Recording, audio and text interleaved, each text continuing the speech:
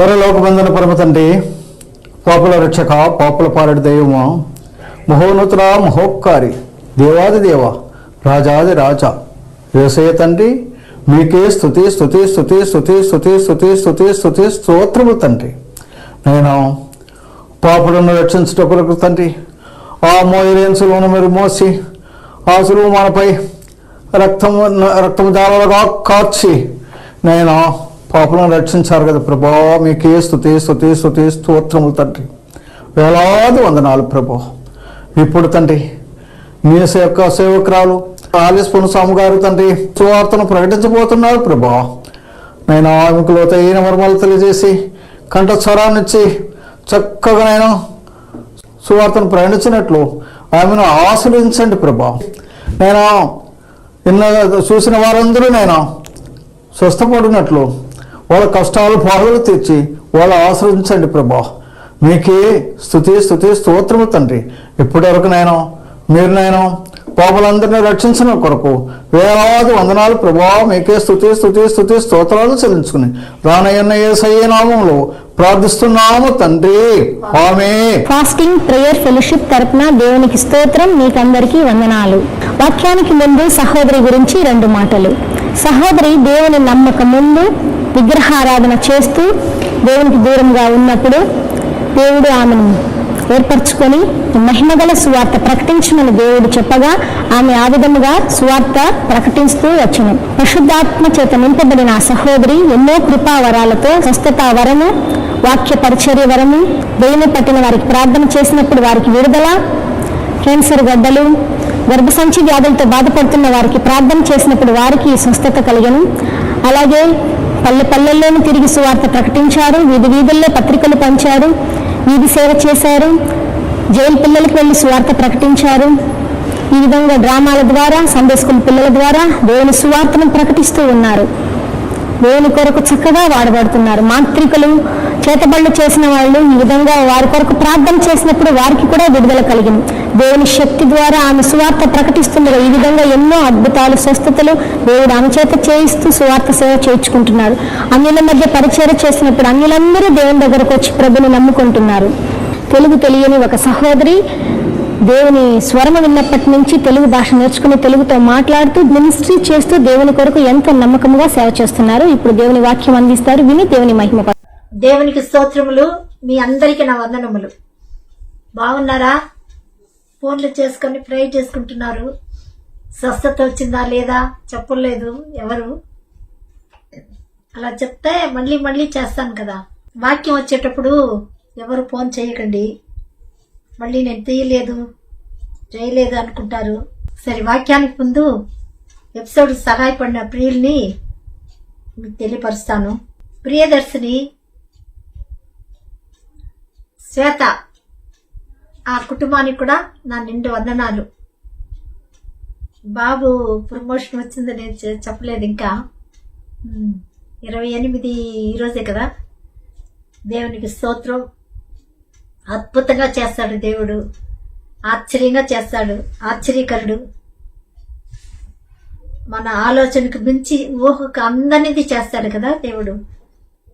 మరి వాళ్ళకు ఇంకొక బాబు పాప పుట్టాలని ప్రార్థించండి. తల్లిగారు విశాలాక్షి, వాళ్ళ అన్నగారు మనోహర్ కుటుంబం, విశాలాక్షి సహోదరికి కూడా నా నిండు వందనాలు చెల్లించుకుంటున్నాను. సహోదరి కూడా అలాగే ఇచ్చినారు. సుచిత్ర వాళ్ళ కుటుంబానికి కూడా నేను నిండు వందనాలు. పిల్లలకి గర్భఫలం కావాలి, దాని కొరకు ప్రార్థన చేస్తున్నాము. మీరు కూడా ప్రార్థన చేయండి. చాలా మంది ఉన్నారు. అమూల్య, లావణ్య, సుచిత్ర, మోనిక గర్భఫలం కొరకు, దివ్య, వీళ్ళందరి కొరకు ప్రార్థించండి. వాక్యానికి వెళ్దాం. మత్తయి సువార్త 12:28. దేవుని ఆత్మ వలన నేను దయ్యములను వెళ్ళగొట్టుతున్న పక్షమున నిశ్చయముగా దేవుని రాజ్యము మీ యొద్దకు వచ్చి ఉన్నది. ప్రార్థన. పరిశుద్ధుడా, నీకు వందనాలు, స్తోత్రం. జీవాధిపతి, నీకు స్తోత్రము నాయన. దయగల నాయన, కరుణామయుడా, కనికరగల ప్రభువా, నీ రాజ్యాన్ని మా యొద్దకు తీసుకొచ్చినందుకు కృతజ్ఞతాస్తుతులు, స్తోత్రములు స్తోత్రములు స్తోత్రములు తండ్రి. చదివిన వాక్యాన్ని వివరించండి. పరిశుద్ధాత్మ దేవ చెప్పడానికి యోగ్యత లేని నన్ను నిలబెట్టారు. మీరే మాట్లాడి మీ నామానికి మహిమ తెచ్చుకోమని మా రక్షకుడైన యేసుక్రీస్తు నామములో సహాయం కోరి అతి వినయం తడి వేడుకుంటున్నాం పరలోకమందున మా తండ్రి, ఆమేన్. ప్రియులారా, దేవుని ఆత్మ వలన నేను దయ్యములను వెళ్ళగొట్టుచున్న పక్షమున నిశ్చయముగా దేవుని రాజ్యము మీ యొద్దకు వచ్చి ఉన్నది. ఒకడు మొదట బలవంతుణ్ణి బంధిస్తేనే కాని ఎలాగా ఆ బలవంతుని ఇంటిలో చొచ్చి అతని సామగ్రి దోచుకొనగలడు? అవును ప్రియులారా, మరి నేను మామూలుగా అంటా ఉంటాను, చాలా మంది దేవుని దగ్గరికి రారంటే దుష్టుని బంధించాలి. వాడు అడ్డగిస్తున్నాడు, దేవుని రాజ్యానికి రాకుండా చేస్తున్నాడు. వాడిని మనం బంధించి ఏది బంధించాలి, ఏది విడుదల చేయాలి, ఆశీర్వాదానికి అడ్డుపడుతున్న దాన్ని కట్లను విప్పాలి, అదే విడుదల చేయాలి మనం. కానీ దుష్టుని బంధించాలి. దేవుడు మీరు ఏ భూమి మీద ఏది బంధిస్తే పరలోకలు బంధిస్తాను అన్నారు కదా, అలాగ మనం బంధించాలి. దేవునికి విరోధమైన కార్యాలన్నీ బంధించాలి ప్రియులారా. అందుకే దేవుని రాజ్యం మీ యొద్దకు వచ్చి ఉన్నది అంటే మొదట ఏం చేయాలి మనము? బలవంతుని అంటే ఆ లోపల ఉండ దుష్టాత్మ, ఆ బలవంతుని మనం బంధిస్తే అప్పుడు ఎలాగ బలవంతుని ఇంటిలో జొచ్చి అతని సామగ్రి దోచుకొనగలడు.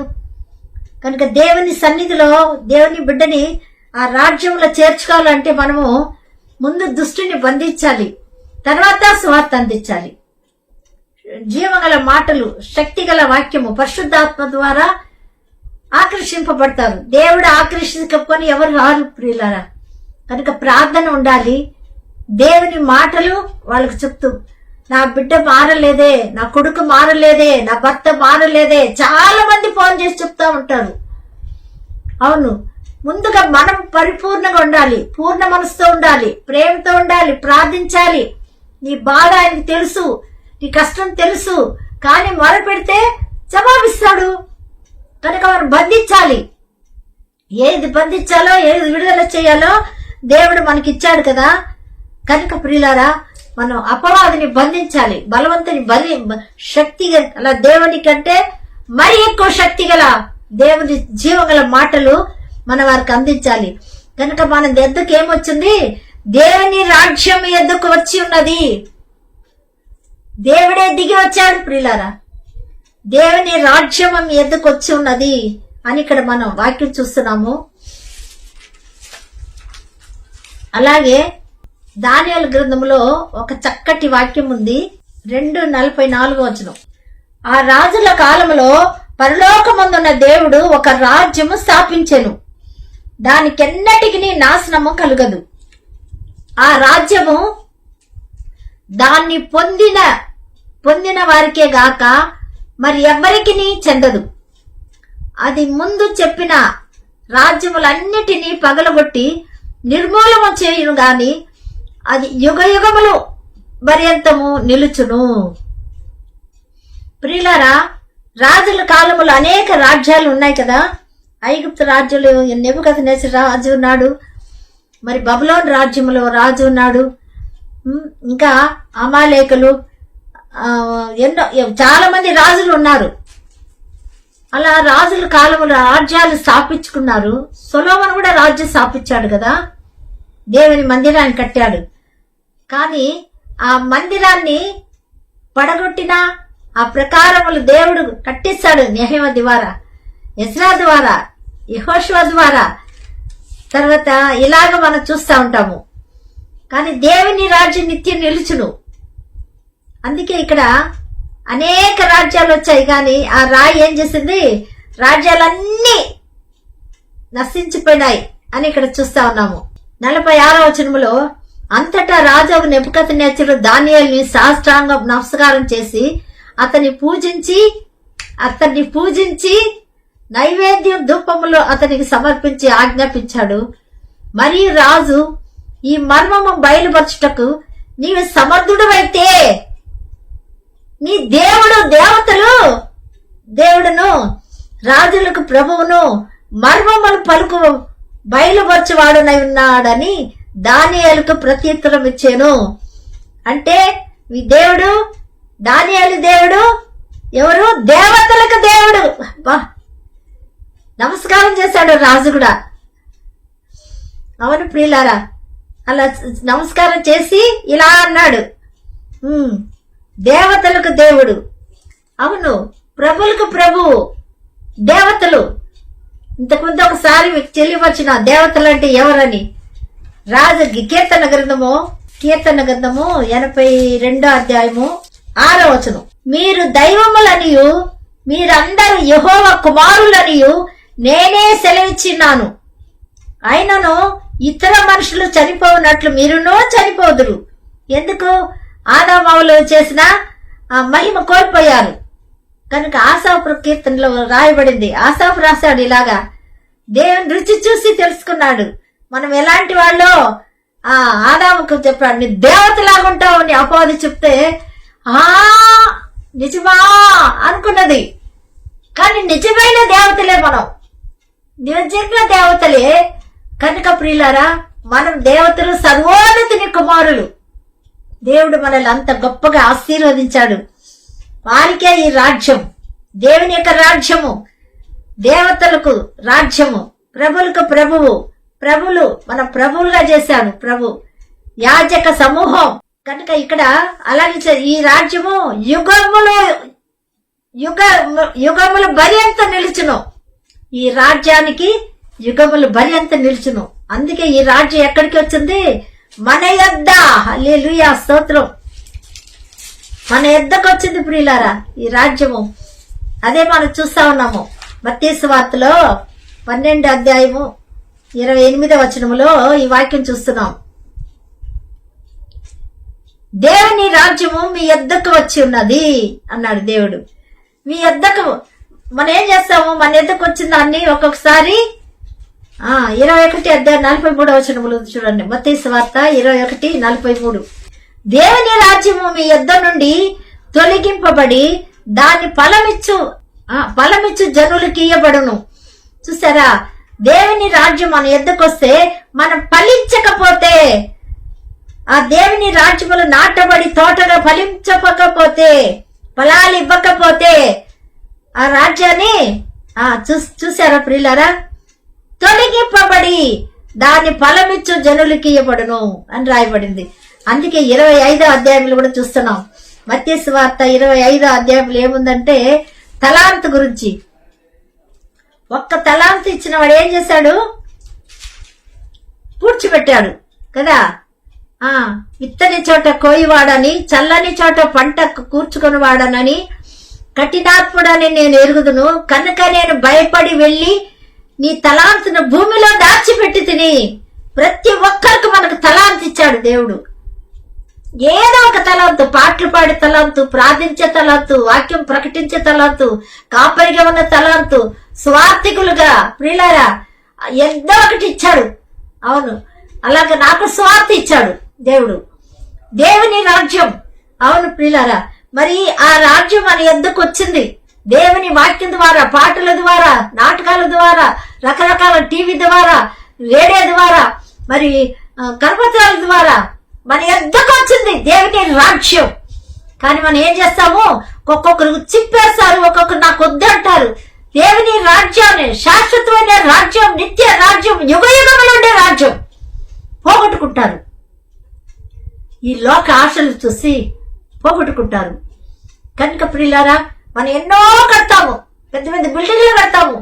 లేదు, పెద్ద పెద్ద రాజ వాళ్ళంతా కూడా ఏం చేస్తారు? పెద్ద పెద్ద వాళ్ళంతా ఒక పెద్ద సంస్థానం కడతారు. కూడా వస్తాయా? ఏది అన్ని కోల్పోతాయి.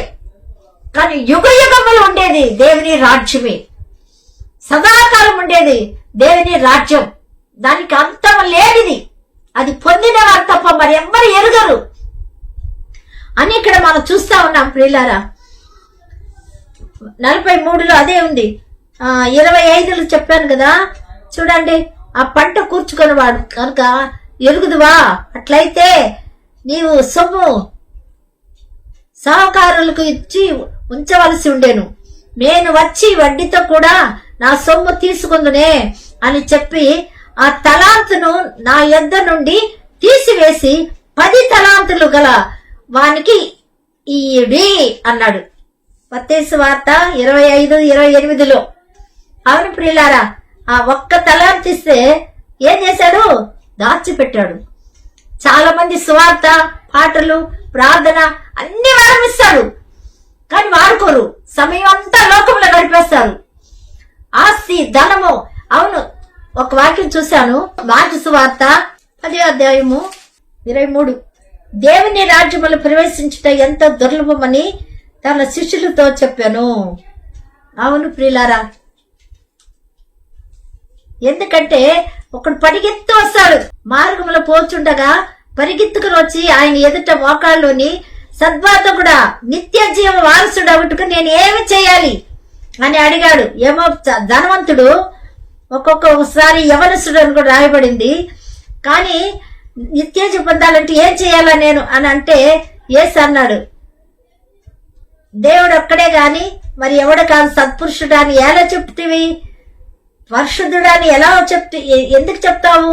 పరిశుద్ధుడు దేవుడు ఒక్కడే, మరి ఎవరు కాదు అని అన్నప్పుడు ప్రభు అంటాడు, నరహత్య చేయవద్దు, విచారించవద్దు, దొంగలించవద్దు, అబద్ధ సాక్ష్యం పలకవద్దు, మోసపుచ్చవద్దు, నీ తల్లిదండ్రులు సన్మానింపము అని ఆజ్ఞ నీకు తెలియను కదా అన్నాడు దేవుడు.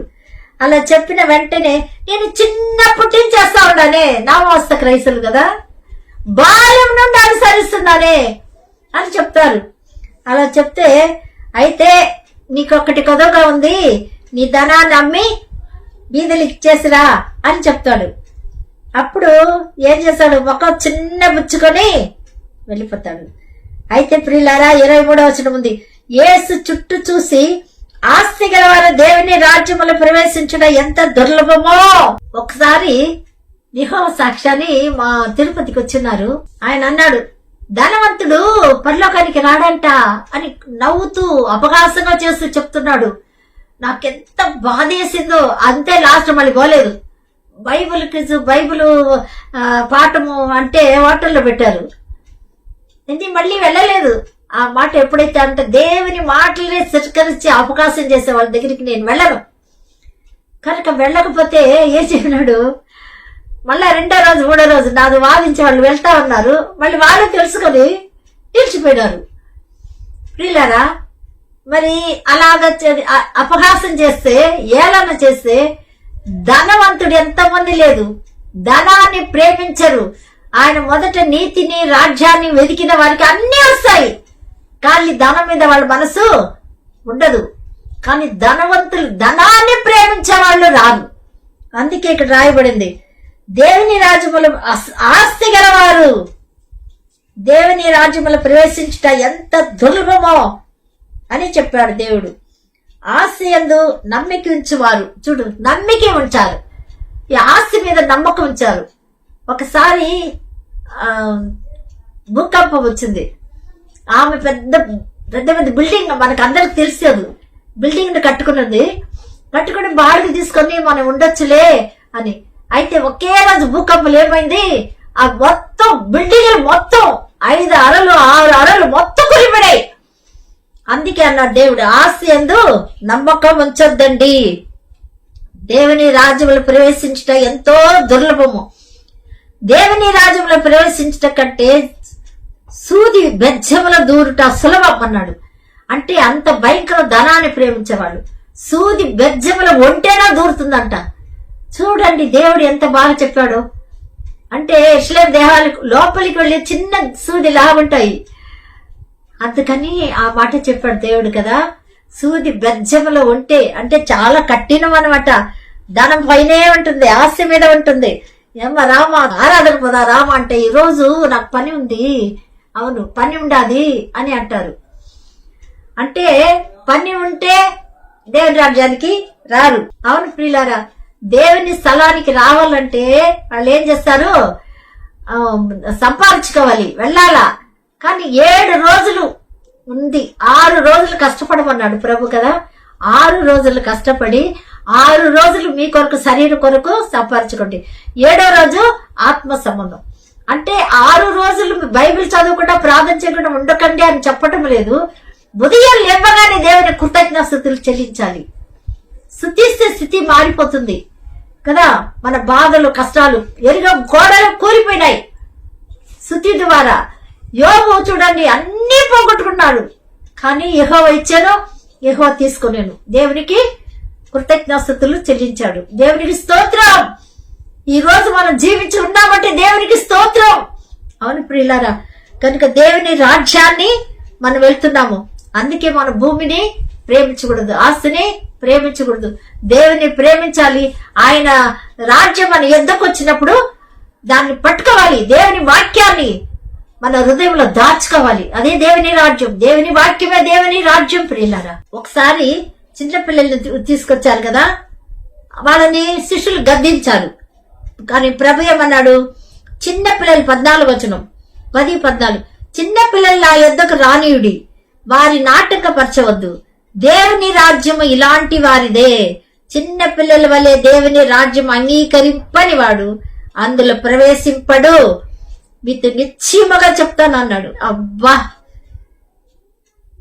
చిన్న పిల్లల వలె మనం ఉంటేనే, చిన్న పిల్లలు కొడితే అమ్మా నలిగి వెళ్ళిపోతారు, మళ్ళీ అమ్మా అని వస్తారు. క్షమించే మనసు, ప్రేమించే మనసు. నిన్ను వాళ్ళు పొరుగు వారిని కూడా ప్రేమించాలి. శత్రువుని ప్రేమించమన్నాడు దేవుడు.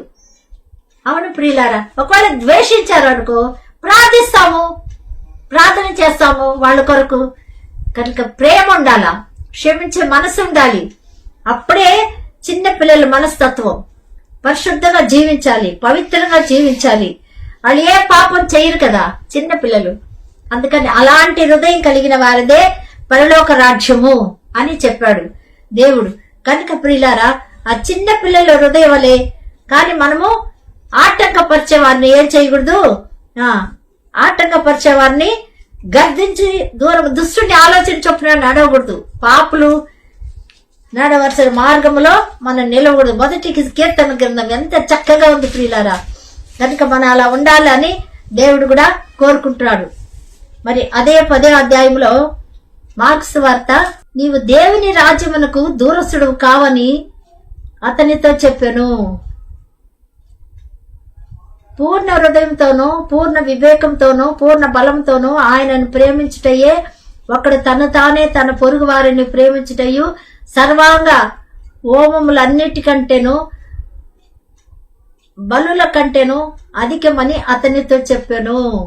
ఒక శాస్త్రి, బోధకుడా, బహుగా చెప్పితివి, ఆయన అద్వితీయుడనియు ఆయన తప్ప వేరొకడు లేడనియు నీవు చెప్పిన మాట సత్యమే. చూడండి ఎంత చక్కగా మాట్లాడినాడు కదా. సత్యమే. అయితే పూర్ణ బలంతో ఆయన ప్రేమించుతా తన్ను వలె ఒకడు తన్ను వలె తాను పొరుగు వారిని ప్రేమించటయు సర్వాంగ హోమముల కంటేను బలుల కంటేను అధికమని ఆయనతో చెప్పాడు. అప్పుడు దేవుడు ఏమన్నాడంటే, అవును నిజమే, వివేకముకు ఉత్తరం ఇచ్చానని యేసు గ్రహించి, వివేకముగా ఉత్తరం ఇచ్చితివని యేసు గ్రహించి, నీవు దేవుని రాజ్యమునకు దూరస్తుడు కావని అతనితో చెప్పాను. ఆ తర్వాత ఎవడనో ఆయనని ఏ ప్రశ్నయు అడగ తెగింపలేదు. దేవునికి స్తోత్రం ప్రియులారా. కనుక దేవుని రాజ్యానికి దగ్గర వాళ్ళ క్రియలు, యేసుక్రీస్తునందు విశ్వాసం ఉంచుకొని కూడా కొంతమంది ఏమంటారంటే, నేను ఏ తప్పు చేయను, ఏది మంచి అది చేస్తాను అని ఒక పాప ఇక్కడ మా వీధిలో ఉంది, మంజుల అని అమ్మాయి చెప్పింది అనమాట. నేను అప్పుడు వాళ్ళ ఇంటికి వెళ్తా ఉన్నాను ప్రార్థన చేయడానికి. అందుకని ఈ అమ్మ ఇప్పుడు రావచ్చు కదమ్మా, మీ అత్త కూడా లేదు కదమ్మా, చనిపోయింది కదా. అలా అంటే, అయ్యో మా అత్తకు మాకు ఇష్టము, మీరు వస్తే గమ్మనే ఉన్నారు కదా వాళ్ళు పిలిస్తే అని చెప్పింది. అవునమ్మా ఇప్పుడు రావచ్చు కదా అంటే, ఏదైనా మంచి చేయాలా, చెడు చేయకూడదు, అంతే కదా. మీరు ఒకప్పుడు నాకు చెప్పారు కదా ఎవరికి కీడు చేయకూడదు అని అన్నది. నిజమేమ్మా, నీతి కిరియలు మురికి గుడ్డ అనుంది. ఆ మురికి గుడ్డ వేసే రక్తంలో కడుక్కుంటేనే నిత్య రాజ్యానికి వస్తాము, పరలోక రాజ్యానికి వస్తాము, యుగ యుగములుండే రాజ్యానికి వస్తాము ఆ రాజ్యం శాశ్వతమైన రాజ్యము, యుగ యుగములో ఉండే రాజ్యము, వెలుగుతున్న ఆ వెలుగు ప్రకాశమైన రాజ్యం. ఆ రాజ్యానికి వెళ్తే మనకేముండదు, ఆకలి ఉండదు, దప్పిక ఉండదు.